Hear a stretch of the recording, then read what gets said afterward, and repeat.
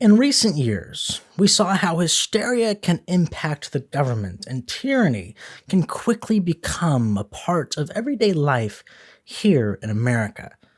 In this episode of Ricky's Historical Tidbits, I will be telling you about a brewery in Placerville that at one time was one of the best in the whole world, and then closed down because of prohibition. This is Ricky's Historical Tidbits Podcast, and this is Ricky Mortensen. On December 13th, 1913, the Placerville Mountain Democrat newspaper announces the death of Mrs. Mary Giebenheim. If you were a resident in Placerville at this time, you would probably know that name. See, Mary came from Germany to the United States to visit her sister in Auburn. She was 16 years old at the time, and while in the United States, she met a man also from Germany named Frederick Giebenheim. They got married the next year, 1857. Frederick at the time was a miner hoping to get some gold, but after getting married, they moved to Placerville where he opened up a brewery. The location of this brewery was perfect because it had a well where they can get fresh and clean water. He even supplied other businesses with this fresh water as well. Soon, the Giebenheim Brewery was doing fantastic. Everyone loved the beer he made. Frederick died in 1875, though, and the business moved on to his sons, who were the ones that brought about the mountain steam beer, which made them famous all across the country. The Placerville Mountain Democrat newspaper mentions that the Giebenheims were always busy and left often with a 4-horse load to distribute their beer.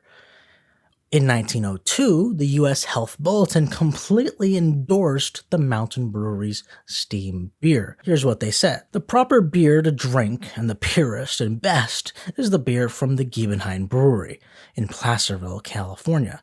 Our staff of physicians have found that this beer yields the greatest tonic strength so much desired to assist digestion, and that it keeps down the temperature, thus preventing sunstroke and establishes proper perspiration, which promotes mental and physical activity, thus counterbalancing the effect of summer heat.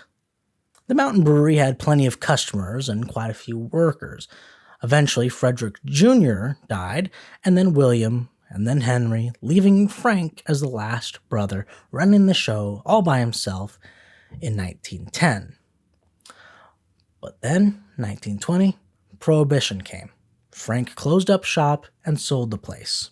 The brewery then got into the hands of the Fausel family when Mary Giebenheim married Emil Fausel. They took the brewery and turned it into a near beer and soda shop.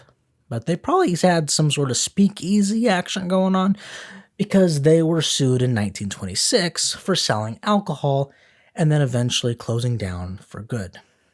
Something to think about is this. People back then were emotional about the effects of alcoholism in their towns and especially in their families. So the people asked the government to do something, and something they did. The Volstead Act, which ended up going into the 18th Amendment, which destroyed many businesses, many livelihoods, and turned regular citizens into criminals.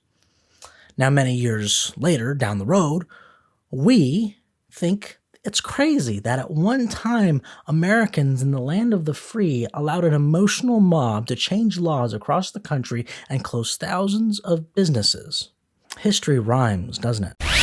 You've been listening to Ricky's Historical Tidbits Podcast. When you go to school and study history, they give you dates, they give you some names, and that's about it. But there's a lot more to California history, and that's where this show comes in. We hope you've gotten some useful and practical information from the show, and we hope you were entertained. And we'll be back soon, but in the meantime, hook up with us on Twitter and Instagram at busy_Ricky. Find us on Facebook at Ricky's Historical Tidbits. Till next time, this is Ricky's Historical Tidbits Podcast, signing off.